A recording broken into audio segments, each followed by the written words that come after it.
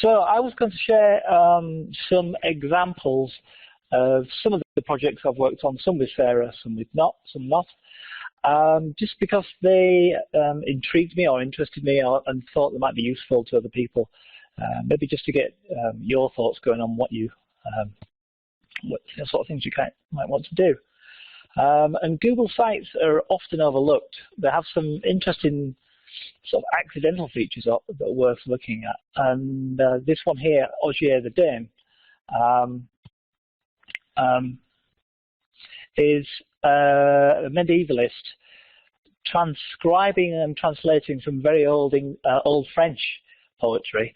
And what we were able to do was to automatically generate a site with quite a number, I think tens, sort of 30, 40, 50, 60 pages that links to the British Museum, where you can look at the image, and then using a Google group to give people access, people could then firstly translate and then transcribe and translate into New French and then into English.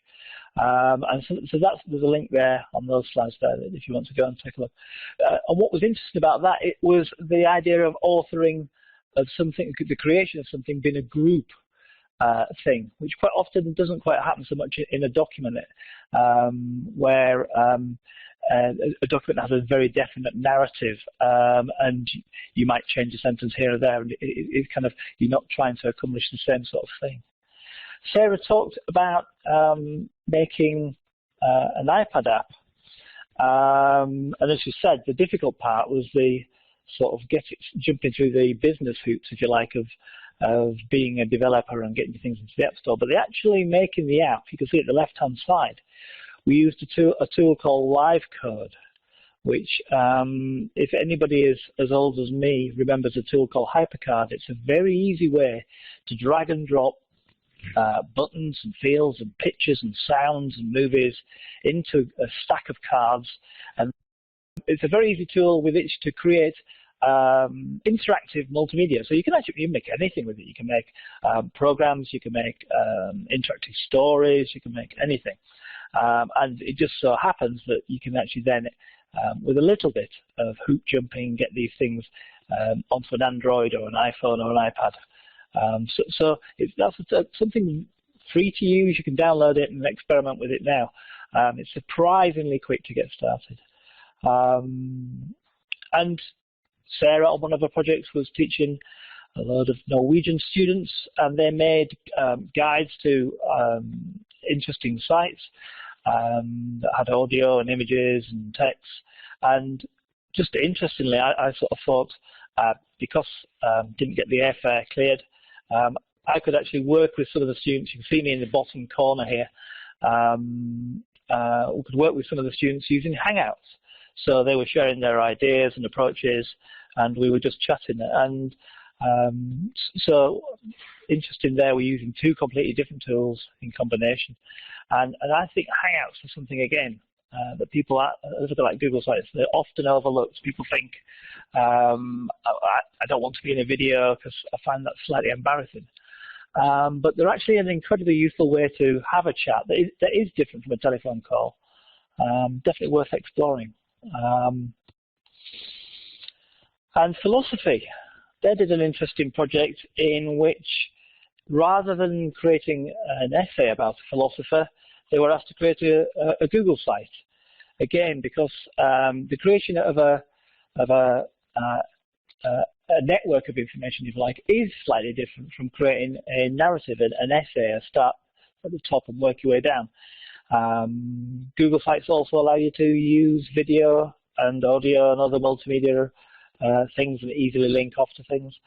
But also, interestingly, again, I think this is, again, an accidental side effect. You can make a copy of the site so that the university gets to keep the finished marked article.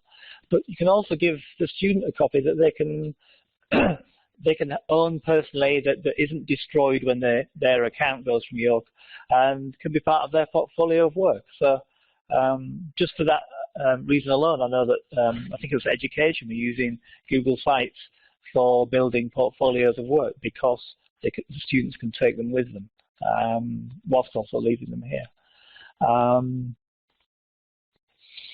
And this was an interesting project that we've done twice now. We're going to be running a third time with different departments. And the idea being students need to learn certain skills around collaboration and what the tools and how to use them. And the tools are quite, the core tools, things like Google Forms and spreadsheets and Google Groups and Google Drive. And so with each department, we create an embedded 5-day course in which they're doing something which has obvious relevance to what comes next. So in the case of management, they were building a business and designing their business and allocating roles and designing a flyer for their business, which they then went on to pitch in the next module. And with psychology, it was more to do with statistics, but in each case, the format was the same, and the format was an introductory video or screencast, where we just sort of say, okay, this is what you're going to be doing. The screencast might be, in the case of the statistical package, showing the tools being used. And that was just emailed in a Google Slide presentation, maybe 2 or 3 slides with the introduction, maybe some more details and help and some advice.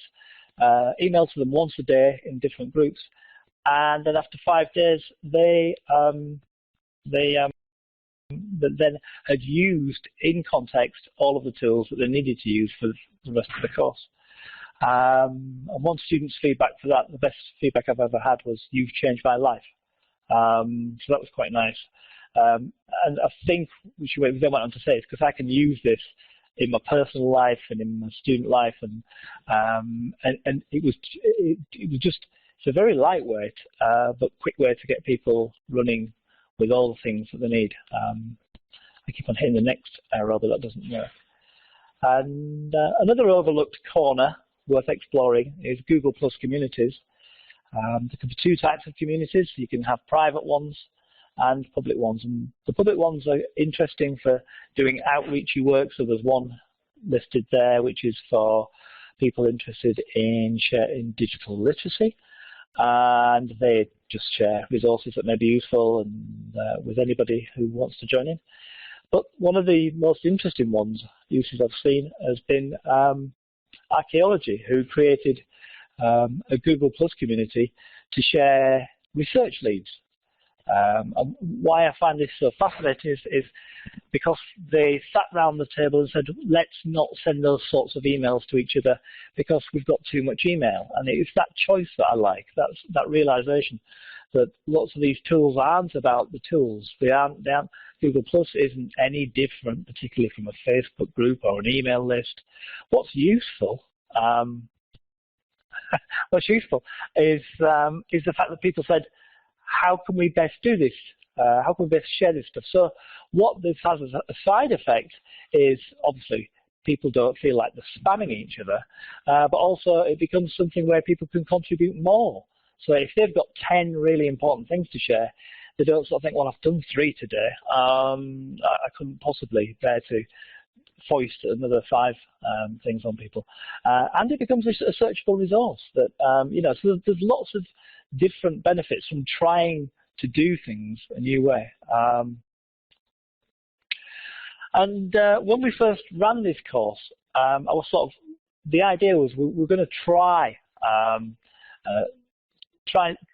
things you've tried before and not liked, or try things you haven't tried before, and because it's all about diving in. And the questions that we got from people beforehand were all to do with how do we, or if you like, the anxieties that came through were to do with feeling a lack of knowledge in this area, or maybe feeling a lack of confidence and a lack of knowledge of best practice, and not knowing where to invest time. And one of my arguments about all of this is that it's changing faster and faster, and there are more and more tools becoming available. And it's less likely that you're going to probably get good advice from the organization, because the tools need to be geared to what you want, and the ideas are changing quickly, and so all of the tools that we plan to look at And you could try this. Anyone can try this. And people did try this, and people did have good feedback in terms of positive outcomes. So you know, I will set as a challenge to you, kind of, I think I've got a couple of minutes. Think of an aspect of your work and choose one of these tools coming up. I'll rattle through them and just explore with those tools. And ideally, I'd like you to pick one that you feel most uncomfortable with. So if it's social media, then maybe run with that one. Or if it's a video, why not make a screencast where it doesn't really matter